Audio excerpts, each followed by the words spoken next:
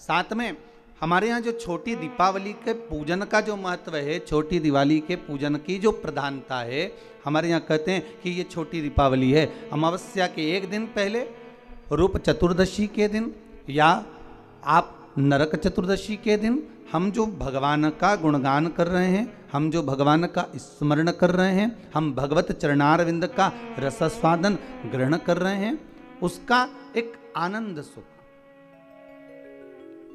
उसकी भक्ति का सुख एक अलग है। महाराज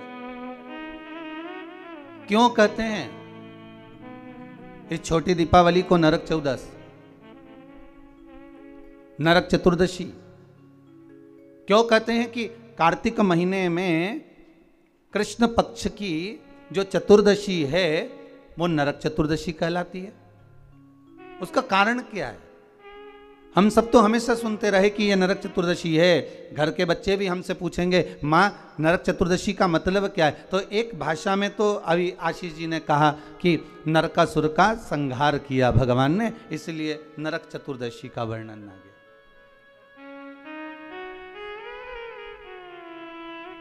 केवल एक नरकासुर का संहार करने पर नरक चतुर्दशी का महत्व वर्णन हो, पर हमारे शास्त्र, हमारे वेद, हमारे पुराण हमें जो वर्णन करते हैं महाराज,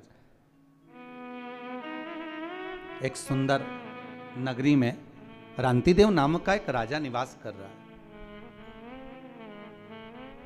बड़ा सुंदर भाव है महाराज उस रांतिदेव का।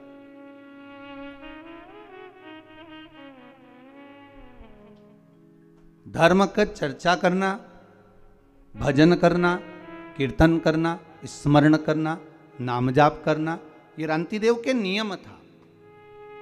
धर्म से पीछे कभी नहीं हटा, क्योंकि मानव का यदि शरीर मिला है, मनुष्य की देह मिली है, तो मानव का शरीर अगर प्राप्त हुआ है तो हम क्यों ना धर्म से जुड़कर चलें, हम क्यों ना सत्कर्म करें, हम क्यों ना भगवत चर्चा करें, हम क्यों ना भगवत स्मरण करें, अगर मानव का शरीर मिला है तो। बड़ी मुश्किल से प्राप्त होता है महाराज। 84 लाख योनियों में केवल एक मानव का शरीर ही है जिसके माध्यम से हम पूर्व के कर्म का भोग लेते हैं और भगवान का भजन कर कर उस कर्म को हम काट भी लेते हैं। केवल एक मानव का शरीर, केवल एक मनुष्य की देह। आस्था चैनल के माध्यम से जितने श्रोता भाई बहन कथा को श्रवण कर रहे हैं, आस्था चैनल के माध्यम से जितने भाई बहन कथा श्रवण कर रहे हैं, सुन रहे हैं, या फेसबुक यूट्यूब पर इस कथा का रसास्वादन आप ग्रहण कर रहे हैं, तो उसका महत्व समझे कि मानव का जो शरीर मिला बड़ा मुश्किल से मिला है। 84 लाख योनियां महाराज, पत्नी हर योनि में प्राप्त होगी। आप जो बनकर जन्मेंगे वो उस समय पर पत्नी भी मिलेगी। आप जिस योनि में प्राप्त होंगे उस योनि में आपके बच्चे भी होंगे। हर योनि में कुटुंब भी होता है, कबीला भी होता है, पत्नी भी होती है, पति भी होता है, बच्चे भी होते हैं। हर योनि में आपको सब कुछ मिलेगा। खाने को भी प्राप्त होगा, पानी पीने को भी मिलेगा, आपको रहने के लिए कोई क्वार्टर, कोई घर, जहां अस्तबल आदि जिस योनि में हम हैं उसमें कुछ ना कुछ आपको रहने के लिए भी प्राप्त होगा। पर हर योनि में बच्चे भी मिलेंगे, पत्नी भी मिलेगी, पति भी मिलेगा, कुटुंब कबीला भी मिलेगा, भोजन करने को अन्न भी मिलेगा, या अन्न भाग जो आप खा सकते हो वो मिलेगा, पीने के लिए जल भी मिलेगा, रहने के लिए आपको भवन भी मिलेगा, आप जहां रहने का है वो सब प्राप्त होगा। प्रत्येक योनि में प्राप्त होगा, प्रत्येक योनि में। बस एक चीज प्राप्त नहीं होगी, वो क्या महाराज? भगवान की सेवा, भजन, पूजन, स्मरण और भगवत नाम की चर्चा। इसलिए कलयुग केवल नाम आधारा, और सुमर सुमर नर उतरहि पारा। कली काल में नाम की आधारशिला को रखा, इसलिए कहा केवल एक मानव का शरीर है जो कर्म के भोग को भोगते हुए, हमारे कर्म के भोग को मिटाते हुए, भोगते हुए भगवत स्मरण की ओर अग्रण्य बढ़ा देता है, आगे बढ़ा देता है, भगवान के नाम की ओर आगे लेकर चले जाते महाराज। इसलिए शायद कहा कि मिलती है राम नाम की दौलत कभी कभी, मिलती है राम नाम की दौलत कभी कभी, मिलती है राम नाम की दौलत कभी कभी, मिलती है राम नाम सब गाइए की दौलत कभी कभी, होती है अपने भाग्य से सत्संग कभी कभी, होता है अपने भाग्य से सत्संग कभी कभी, मिलती है राम नाम की दौलत कभी कभी, मिलती है राम नाम की दौलत कभी कभी।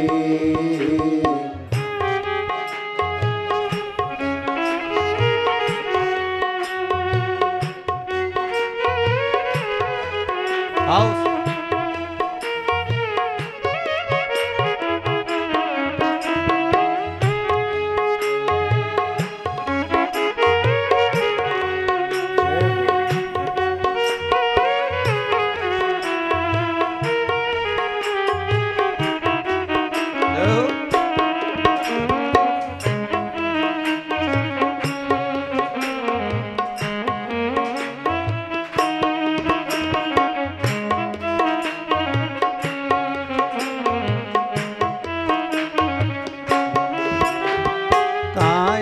को पाके तुम कभी अभिमान ना करो, काया को पाके तुम कभी अभिमान ना करो, काया को पाके तुम कभी अभिमान ना करो, काया को पाके तुम कभी अभिमान ना करो,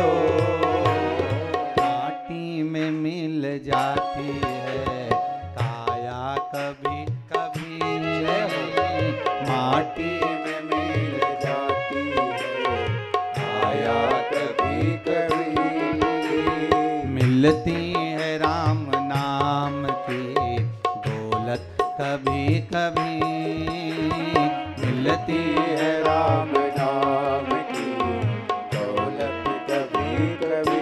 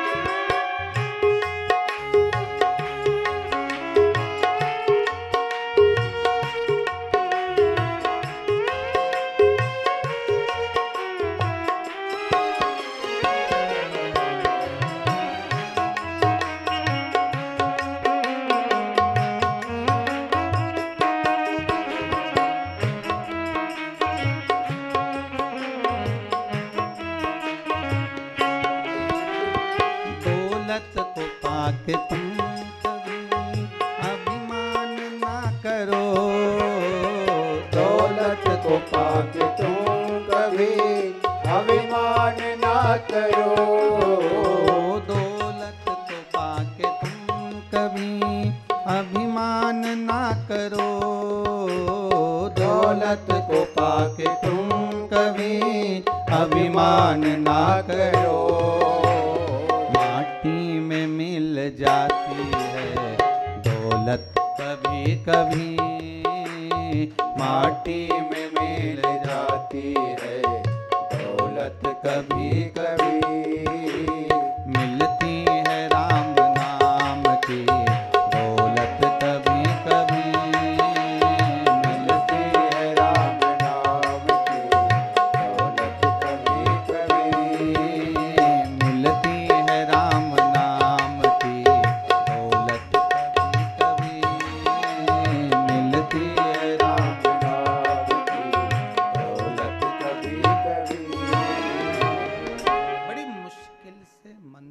का यदि शरीर मिला है और मानव की देह प्राप्त हुई है तो भगवान का भजन मिलना बड़ा कठिन है, भगवान का स्मरण बड़ा कठिन। सारी योनियों में परिवार, पति पत्नी, बच्चे, कुटुंब, कबीला सब मिलेगा, पर नहीं मिलेगा तो राम नाम, कृष्ण नाम, शिव नाम, भजन कीर्तन ये नहीं मिलने वाला। ये बड़ा मुश्किल से मिलता है। रांतिदेव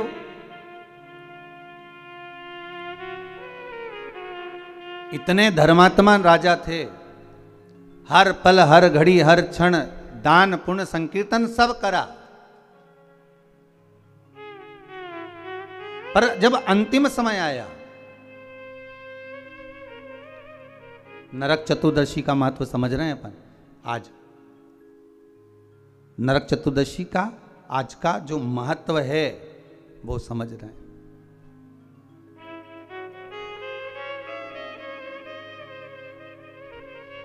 क्या महत्व है नरक चतुर्दशी का?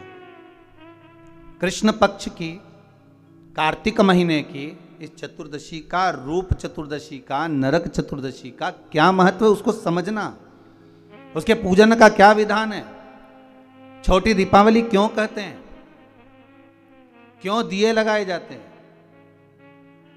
उसके महत्व को समझना। महाराज रांतिदेव का जब अंतिम समय आया और यम के दूत आए रांतिदेव को बंदी बनाने के लिए, तो रांतिदेव ने पूछा आप कौन हो, कहां से आए हो?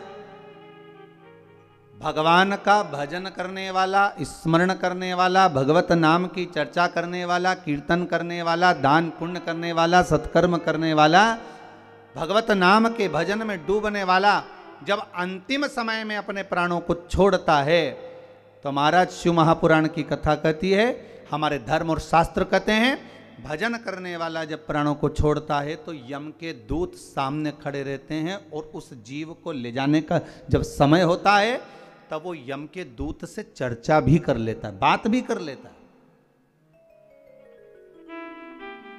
कई लोग कहते हैं महाराज जी क्या मरने वाला व्यक्ति यमदूतों से बात करता है? क्यों नहीं करता? रांतिदेव का चरित्र कर रहा है, आज नरक चतुर्दशी का चरित्र कर रहा है कि रांतिदेव यमदूत सामने खड़े हैं और उनसे बात कर रहा है। शिव महापुराण में राजा श्वेत का चरित्र आता है, यमदूत सामने खड़े हैं और राजा श्वेत उनसे बात कर रहा है। मार्कंडे भगवान का चरित्र आता है, यम के दूत सामने खड़े हुए हैं और वो उनसे बात कर रहे हैं। क्यों नहीं हो सकता महाराज? अरे मुख में हो राम नाम, राम सेवा हाथ में, और तू अकेला नाही प्यारे, राम तेरे साथ कि जिंदगी की बागडोर हाथ दीना नाथ के, वो महलों में राखे चाहे झोपड़ी का। सीताराम सीताराम सीताराम कहिए, जाहि विधि राखे राम ताहि विधि रहिए। क्यों नहीं हो सकता? अगर आप सत्संग में लगे हो, भजन में लगे हो, कीर्तन में लगे हो, मंत्र जाप में लगे हो, मंत्र स्मरण में लगे हो, भगवान की भक्ति में अगर डूबे हुए हो, तो यमदूतों की भी सामर्थ्यता नहीं, हिम्मत नहीं कि आपको उठाकर ऐसे ही ले जाए।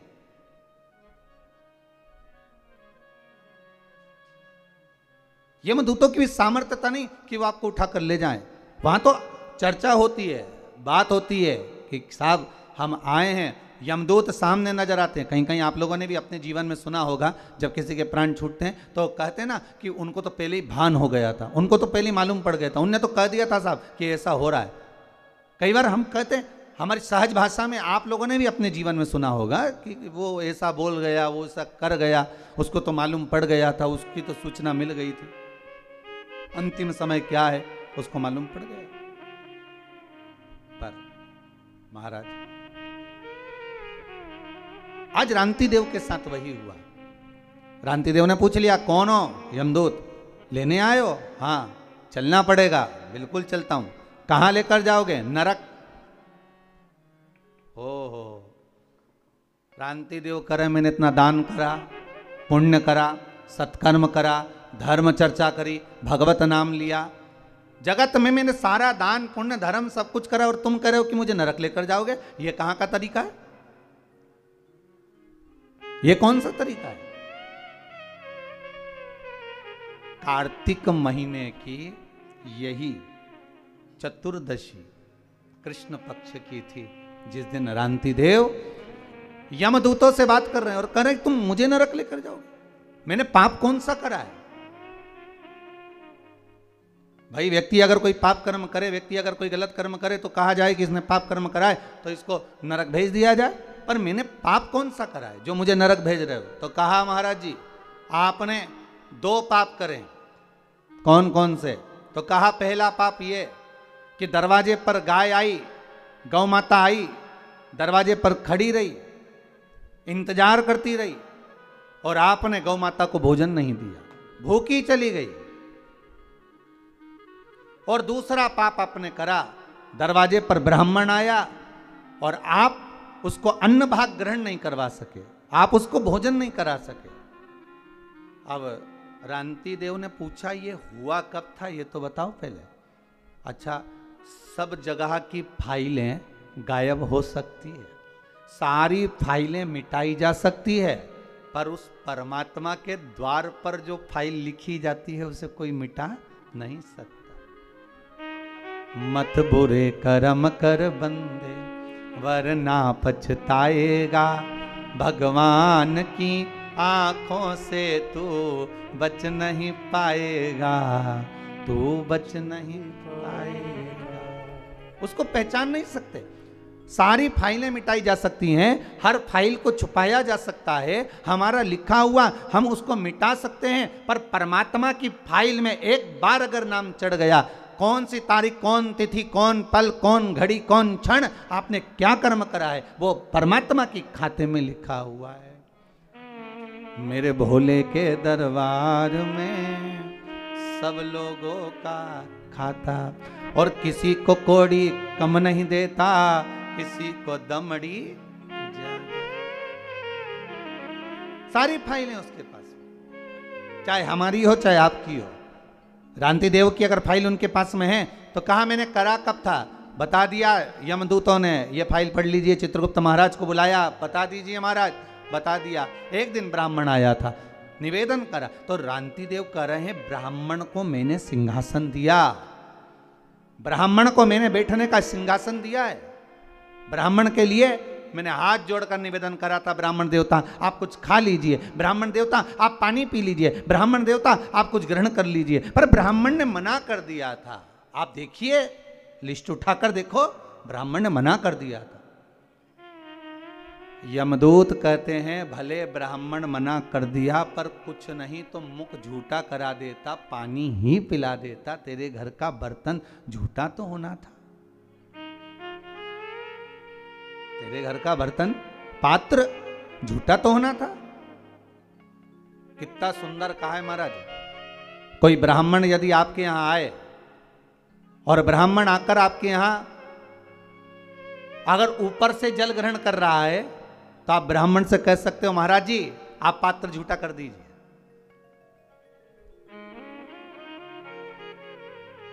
कोई ब्राह्मण आकर आपके यहां आया और वो ऊपर से जल भाग ग्रहण कर रहा है, वह हथेली में भाग लेकर, लाओ सब प्रसाद दे दो हथेली में, हथेली में भाग लेकर ब्राह्मण ग्रहण कर रहा है, तो उसको यजमान को चाहिए कि वो ब्राह्मण देवता से कहे कि ब्राह्मण देवता पात्र झूठा कर दीजिए, पात्र झूठा कर दीजिए, ये प्लेट झूठी कर दीजिए, ये पात्र झूठा कर दीजिए। क्यों? शास्त्र कहता है जितनी देर तक ब्राह्मण का झूठा पात्र घर में रखा रहता है, जितनी देर रखा रहता है उतनी देर घर से क्लेश को मिटा देता है। महाराज क्यों कहते हैं कि ब्राह्मण का मुख झूठा कराओ? अर्थात घर का पात्र भी झूठा होगा, वो रखा रहेगा, फिर घर की कोई बहू, घर की कोई माँ उस पात्र को लेकर जाती है, जब धोती है, साफ करती है, महाराज उसने अपनी जिंदगी में जितना पाप कर्म करा होता है, मात्र ब्राह्मण के पात्र का, उस पात्र को धो लेने पर भी उसके ना जाने कितने पाप नष्ट हो जाते, कितने पाप। अब झूठा कर लीजिए। मैंने कहा ब्राह्मण देव को, रंती देव कर रहे हैं, मैं बार बार निवेदन कर रहा हूं, ब्राह्मण देवता पानी पी लीजिए, ब्राह्मण देवता भोजन ग्रहण कर लीजिए, ब्राह्मण देवता आप कुछ खा लीजिए, पर ब्राह्मण ने नहीं खाया। यमदूत कह रहे हैं आपको चाहिए था कि आप मुंह झूठा कराते, भले पानी का आचमन ही करा दे। अब देखिए आचमन करा, अब पानी का भले आचमन करा देते, पर कराना। एक दूसरा, गाय तुम्हारे दरवाजे पर आई और आपने गौ माता को रोटी नहीं दी, आप गाय को भोजन नहीं दिया। रांति देव हाथ जोड़कर बोले महाराज आप ये गलत कह रहे हैं कि मैंने गाय को रोटी नहीं दी। महाराज मैंने गाय को भोजन नहीं दिया, आप ये गलत कह रहे हैं। मेरे द्वार पर गाय आई और मैंने गौ माता को भोजन दिया। आप देखिए, आप स्मरण करिए, भगवान यमदूत कहते हैं गाय आपके दरवाजे से भोजन कर कर चली गई थी, पर कुछ समय के बाद गाय फिर दरवाजे पर आकर खड़ी हो गई थी, उस समय पर आपने उसको भोजन नहीं दिया। महाराज जब एक बार दे दिया तो दूसरी बार कैसे देते? यमदूतों ने कहा परमात्मा एक बार आपको सुख दे देता है और उसके बाद परमात्मा आपको सुख देना बंद कर देता है, तो क्या आप परमात्मा से वापिस सुख नहीं मांगते?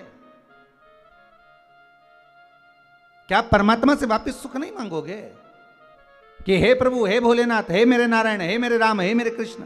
एक बार अगर आपने सुख दे दिया और सुख देने के बाद फिर वापिस वही की वही लीला चालू हो गई, वही हमारा कर्म का दुख हमारे सामने आ गया, तो क्या आप भगवान से वापिस सुख नहीं मांगोगे कि हे भगवान हमें वापिस सुखी कर दीजिए, वापिस ऐसी कृपा कर दीजिए कि हमारा वैभव, हमारा धन, हमारी प्रतिष्ठा, हमारा यश, हमारी कीर्ति पुनः वापिस स्थापित हो जाए?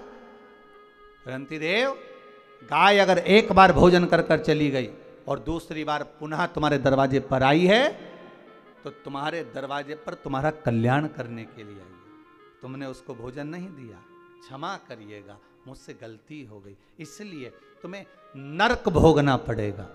रांति देव ने कहा नरक अगर भोगना तो मेरा पुण्य कहाँ गया वो बताओ। पुण्य तुम्हारे सामने, तुम्हारे पुण्य के बल पर मांगो, तुम बैकुंठ का भोग भोगोगे कि कुछ और मांगना चाहते हो? इतने में रांति देव ने कहा अगर मेरे पुण्य का भाग देना चाहते हो तो केवल मेरे जीवन में 1 वर्ष के लिए मृत्यु को टाल दीजिए, 1 साल मेरी मौत ना हो, मेरी मृत्यु ना हो।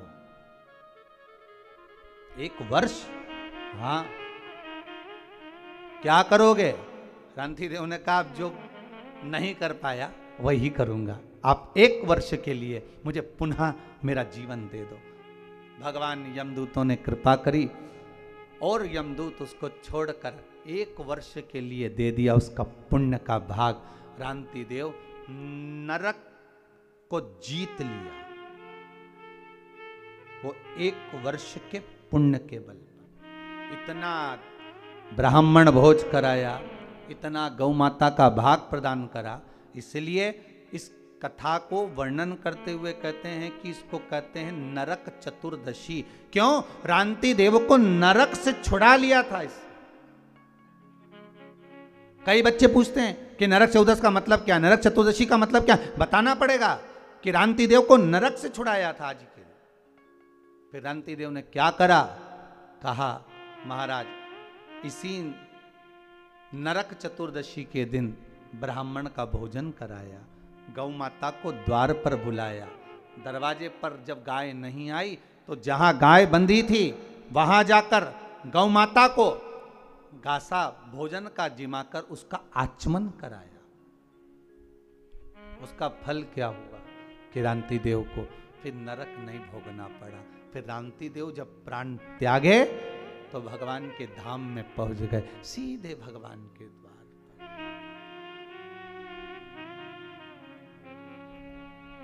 सीधे भगवान के द्वार। और महाराज जब जीवन में परख हो जाए, जीवन में अगर परख हो जाए तो जीवन का सुख ही दूसरा है। इसलिए कहते हैं ना महाराज, ऐसो कोई नहीं रे या हीरा को परखइयो राम, कोई नहीं रे ऐसो कोई नहीं रे, ऐसो कोई नहीं रे या हीरा को परखइयो राम, कोई नहीं रे ऐसो कोई नहीं रे हीरा को परखइयो राम कोई नहीं रे। ऐसो कोई नहीं रे, ऐसो कोई नहीं रे, या हीरा को परखइयो राम कोई नहीं रे। जय हो।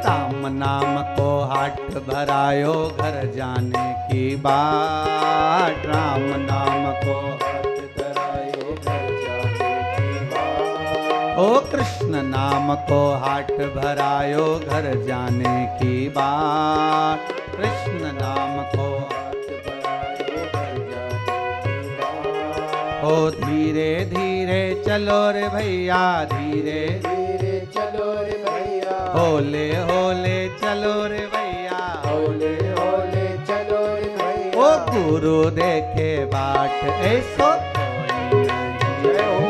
ऐसो कोई नहीं। या हीरा को परखइयो राम कोई नहीं रे। ऐसो कोई नहीं रे। ऐसो कोई नहीं। या हीरा को परखइयो राम कोई नहीं रे। ओ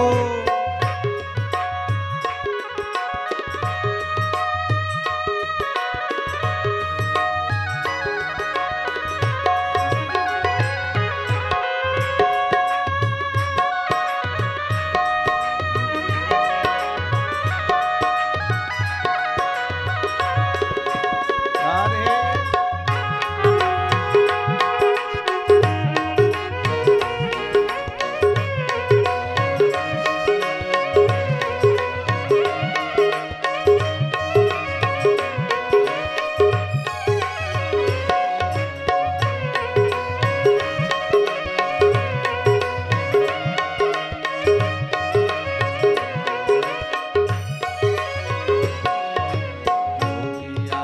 भोगी आया साधु आया रे।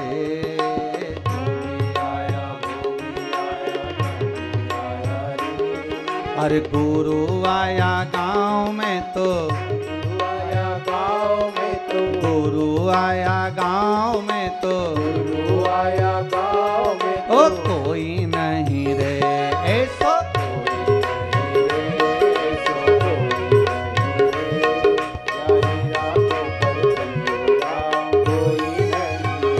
ऐसो कोई नहीं रे। ऐसो कोई नहीं रे। या हीरा को परखइयो राम कोई नहीं रे। ऐसो कोई नहीं रे। ऐसो